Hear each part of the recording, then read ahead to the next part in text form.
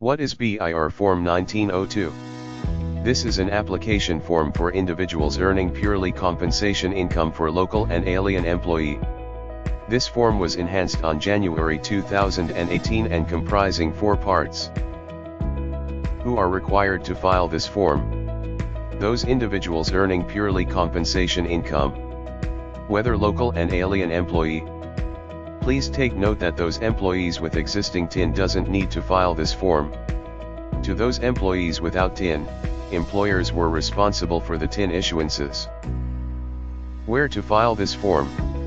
This form should be filed in RDO having jurisdiction over the taxpayer's residence or place of employment. When to file? It should be filed within 10 days from the date of employment, or before the payment of any tax due or before filing of a return or declaration is required. This form comprises 4 parts. Part I is for the taxpayer or employee information. Line number 1 includes the PhilSys number which was obtained from Philippine Statistics Authority, but this is not a mandatory field to be filled up. Just put NA to those field not applicable to you. Line number 2 is for the taxpayer type. Choose only what is applicable to you, whether local employee, resident alien or special non-resident alien. Line number 3 is the BIR registration date to be filled out by BIR. Line number 4 is for the taxpayer identification number. This was provided by BIR.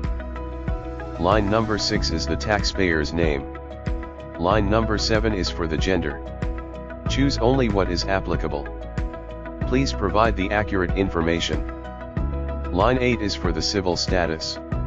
This should be supported by documents such as marriage certificate for those married and birth certificate for those singles. For line number 9 and 10, just provide the date of birth and the place of birth respectively.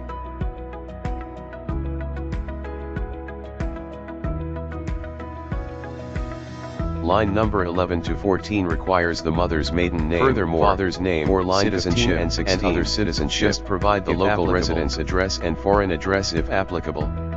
For line number 17, this field should be filled out by BIR. And for line number 18 to 20, this was income tax, Form 1700 and ATC 2011 by default, since only income tax was the tax type filed by the employee. Next is the part 2, which is about the spouse information. Just fill out the if applicable. Put NA if not. Line number 23 is for the employment status of spouse, whether unemployed, employed locally, employed abroad or engaged in business or practice of profession. In line number 20, part 3 is for the employee with 2 or more employers or multiple employments within the calendar year.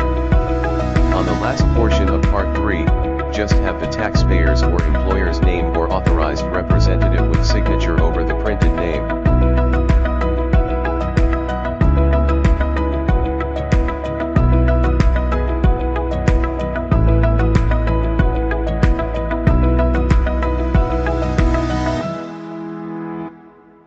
Lastly, is the part 4, which is for the primary or current employer information. This should be filled out by your work avenue with the signature of employer to authenticate the reported information.